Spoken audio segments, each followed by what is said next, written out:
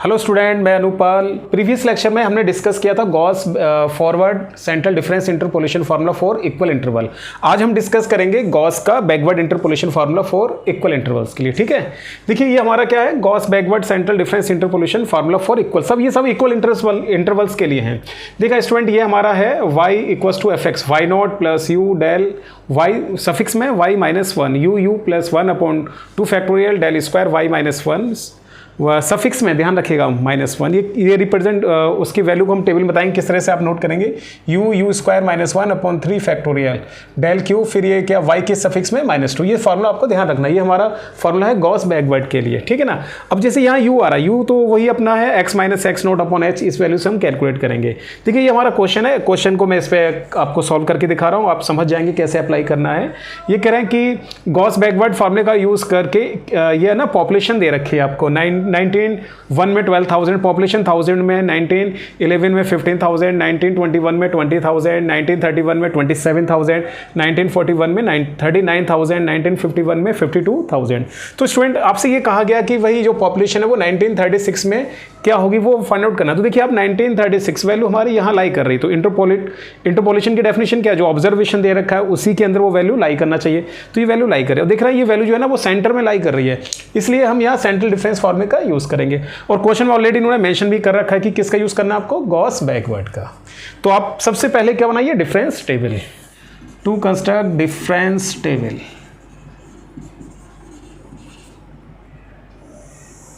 ठीक है student, difference table को कंस्ट्रक्ट करते हैं। देखिएगा ये आपका ईयर दे रखा है, इसको आपने कंसीडर कर लिया x, ठीक है ना, आर्गुमेंट कंसीडर कर लिया। देखिए क्या क्या दे रखा है,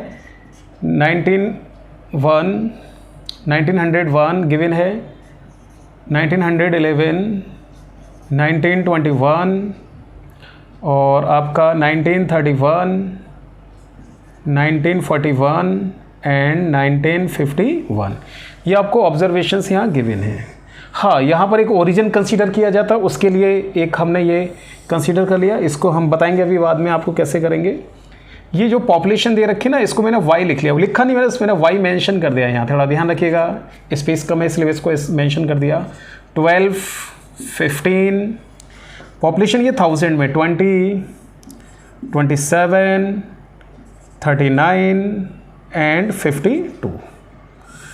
ठीक है स्टूडेंट्स, अब टेबल बनाने का अपना वही मेथड सेम बनाइएगा। डेल वाई इन दोनों के मिड में लिखना है, 15 माइनस 12 कितना 3, इन दोनों के मिड में लिखना है 20 माइनस 15, क्या बचेगा आपका 5, 27 माइनस 27, ठीक है ना, मिड में लिखना है, इसलिए मैं एरो का साइन लगा देता हूँ। ये 39 में से 27 माइनस करिएगा आप लोग, 9 में से 7, ये आपका 2, 3, 12। ठीक है, इसी तरह से ये सब्ट्रैक्ट करिएगा, 12 में से 9 सब्ट्रैक्ट करेंगे 3 और आपका 4 में से 3 सब्ट्रैक्ट करेंगे तो कितना बचेगा 1। इस तरह से आप टेबल को बढ़ाते जाइए, इसी तरह टेबल को आप इंक्रीज करते जाइए। डेल स्क्वायर वाई 5 में से 3 सब्ट्रैक्ट करेंगे 2, नेक्स्ट वैल्यू में से प्रीवियस वैल्यू सब्ट्रैक्ट कर रहे हैं 2, और ये देखिए 12 माइनस 7 5 एंड 1। इसी तरह से आप इसको इंक्रीज करते जाइए, डेल क्यू वाई, ठीक है, 2 माइनस 2 0, 5 में से 2 सब्ट्रैक्ट करेंगे 3, 1 में से 5 सब्ट्रैक्ट करेंगे -4।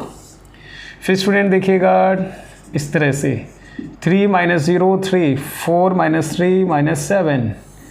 ठीक है स्टूडेंट, ये देखिएगा आपका -10 ये आ जाएगा। ठीक है, सेम मेथड है डिफरेंस टेबल को कंस्ट्रक्ट करने का, कुछ नया मेथड नहीं है, वही अपना प्रीवियस मेथड है, उसी मेथड से हमने इसको कंस्ट्रक्ट किया है। ठीक है स्टूडेंट, देखिएगा ये हमने टेबल कंस्ट्रक्ट कर लिया है।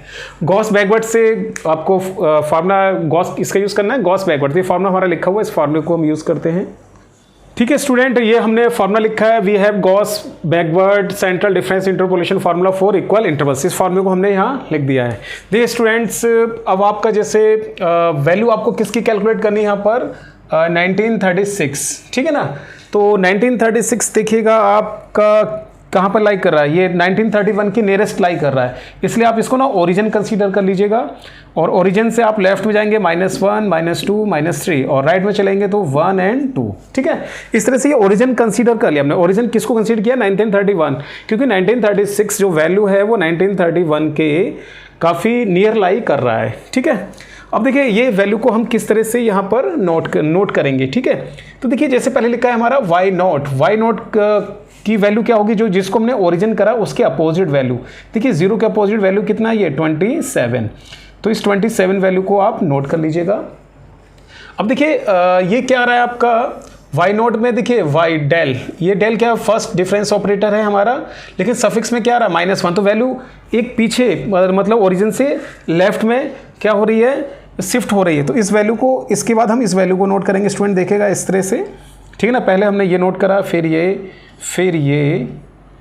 ठीक है। देखिए इस तरह से फिर ये, ठीक है स्टूडेंट, फिर ये इस तरह से नोट करिएगा, फिर इस तरह से नोट करिएगा, ठीक है। गॉस बैकवर्ड की वैल्यू नोट करने का मेथड क्या है, फिर दोबारा से समझा दे रहा हूँ। जिसको हमने ओरिजिन कंसीडर किया उसके अपोजिट वैल्यू नोट कर लीजिए।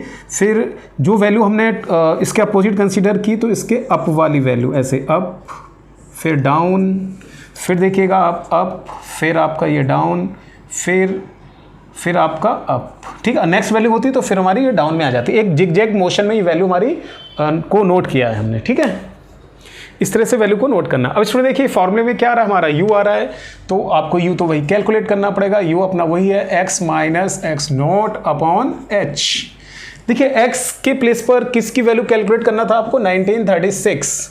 तो 1936 लिखा हमने। x नोट किसको कंसीडर किया, जिसको हमने ओरिजिन कंसीडर किया। ओरिजिन किसको कंसीडर किया है, 1931, ठीक है। 1931 अपॉन में h आ रहा है, h का मतलब इंटरवल। देखिए इंटरवल कितने 10 का, देखिए 10 का इंटरवल चल रहा है, तो ये अपॉन में 10।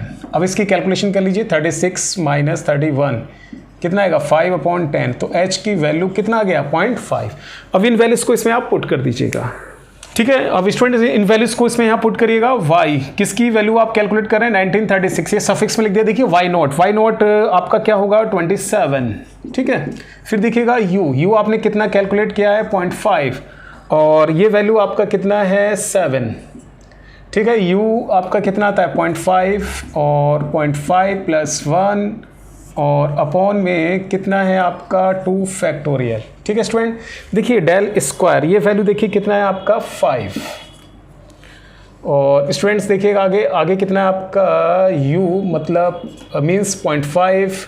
देखिए u स्क्वायर आ रहा है, 0.5 का स्क्वायर माइनस 1 अपॉन में 3 फैक्टोरियल, और ये वैल्यू डेल क्यूब में आपका कितना है, 3 प्लस u देखिएगा कितना है, 0.5, फिर आप देखिएगा 0.5 का स्क्वायर माइनस 1, 0.5 प्लस 2 अपॉन में देखिएगा कितना है, 4 फैक्टोरियल, और ये देख रहे हैं आप डेल टू पावर 4, ये वैल्यू कितना है हमारा, -7, ठीक है स्टूडेंट्स देखिएगा। और फिर आपका ये वैल्यू यहाँ पुट करिएगा, u कितना है आपका 0.5, u स्क्वायर माइनस 1, 0.5 का स्क्वायर माइनस 1, इस तरह से करिएगा, 0.5 का स्क्वायर माइनस 2 का स्क्वायर, ठीक है स्टूडेंट्स। फिर 5 फैक्टोरियल, ये वैल्यू देखिएगा कितना है आपका -10। पहले भी मैं आपको समझा चुका हूँ कि इस पेपर में हमारा साइंटिफिक कैलकुलेटर अलाउ है, तो इस वैल्यू को ना आप कैलकुलेटर से सॉल्व करिएगा। सो स्टूडेंट आप इस वैल्यू को ना कैलकुलेटर से सॉल्व करेंगे ना, तो ये वैल्यू 1936 में हमारी पॉपुलेशन आएगी 32.3437,000। तो स्टूडेंट ये मेथड था हमारा गॉस बैकवर्ड फार्मूले का यूज़ करने का, ठीक है। तो इस तरह से आप इसको करिएगा। सो स्टूडेंट उम्मीद करता हूँ आप लोगों को आज का मेरा ये लेक्चर पसंद आया होगा। अगर आप लोगों को मेरा ये लेक्चर पसंद आया तो प्लीज़ मेरे इस लेक्चर को आप शेयर करिएगा, लाइक करिएगा और कमेंट करिएगा। अगर आप लोगों ने मेरा चैनल सब्सक्राइब नहीं किया तो प्लीज़ मेरे चैनल को आप सब्सक्राइब कर लीजिएगा। Thank you.